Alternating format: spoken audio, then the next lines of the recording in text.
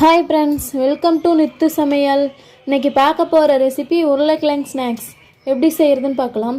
வீடியோக்குள்ளே போகிறதுக்கு முன்னாடி சப்ஸ்கிரைப் பண்ணாதீங்க, சப்ஸ்கிரைப் பண்ணிக்கோங்க. வாங்க வீடியோக்குள்ளே போகலாம்.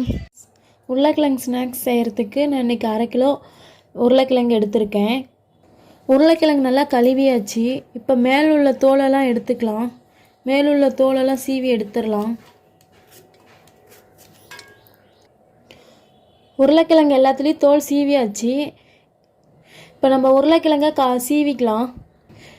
இது மாதிரி சின்ன பல்லில் சீவாதீங்க, பெரிய பல்லில் சீவிக்கலாம்.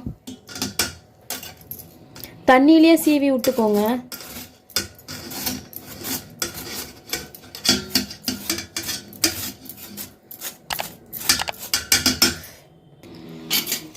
எல்லா உருளைக்கிழங்கையும் சீவியாச்சு. இதை இப்போ 2 தடவை வாஷ் பண்ணி எடுத்துக்கலாம்.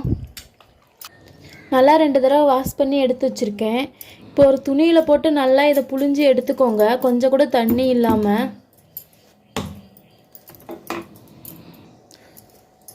நல்லா இது மாதிரி புழிஞ்சி எடுத்துக்கோங்க, ஈரப்பதம் இல்லாமல் புழிஞ்சிக்கலாம். இப்போ நல்லா புழிஞ்சாச்சு. இதை இப்போ ஒரு பாத்திரத்தில் மாற்றிக்கலாம். நல்லா ஒரு பாத்திரத்தில் போட்டு வச்சாச்சு. இப்போ மசாலா ஆட் பண்ணிக்கலாம். மிளகுத்தூள் 1/2 ஸ்பூன் எடுத்திருக்கேன், இதை ஆட் பண்ணிக்கலாம்.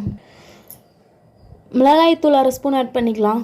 நான் மிளகுத்தூள் போட்டதுனால மிளகாய்த்தூள் கம்மியாக சேர்த்துருக்கேன். மிளகுலேயே நல்லா காரம் இருக்குன்றதுனால மிளகாய்த்தூள் கம்மியாக உப்பு 1/2 ஸ்பூன் போட்டுக்கலாம். உப்பு கம்மியாக ஆட் பண்ணிக்கோங்க. அரிசி மாவு 2 ஸ்பூன் ஆட் பண்ணிக்கலாம். மைதா மாவு 4 ஸ்பூன் ஆட் பண்ணிக்கலாம். நல்லா இப்போ கலந்து விட்டுக்கலாம்.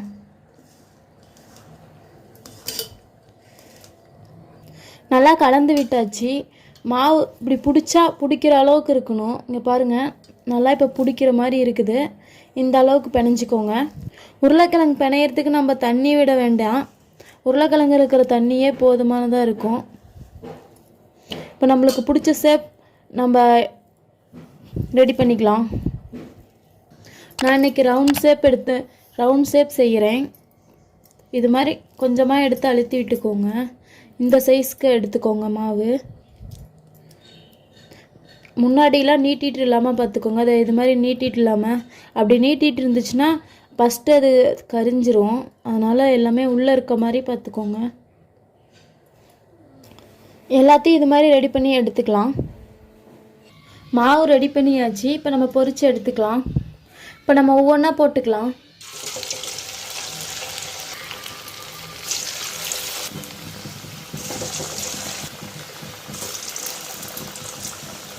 உடனே திருப்ப வேணாம், கீழே நல்லா கொஞ்சம் செவக்கட்டும், அப்புறமேல் திருப்பிக்கலாம். உடனே திருப்ப வேண்டாம், உடனே திருப்பினா உடஞ்சிரும். கொஞ்சம் வேகட்டும், அப்புறம் திருப்பிக்கலாம். இப்போ கொஞ்சமாக இப்போ ஓரளவுக்கு வெந்திருக்கு.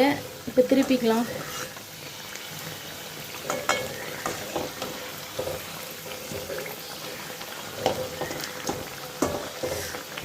நல்லா இப்போ வெந்துருச்சு, மொறுன்னு வந்துருச்சு. இப்போ எடுத்துக்கலாம். உருளைக்கிழங்கு ஸ்நாக்ஸ் ரெடி ஆயிடுச்சு. இந்த மாதிரி வீட்டில் செஞ்சு பாருங்கள். செஞ்சு பார்த்துட்டு எப்படி இருக்குன்னு கமெண்ட் பண்ணுங்கள், லைக் பண்ணுங்கள், ஷேர் பண்ணுங்கள். தேங்க்யூ.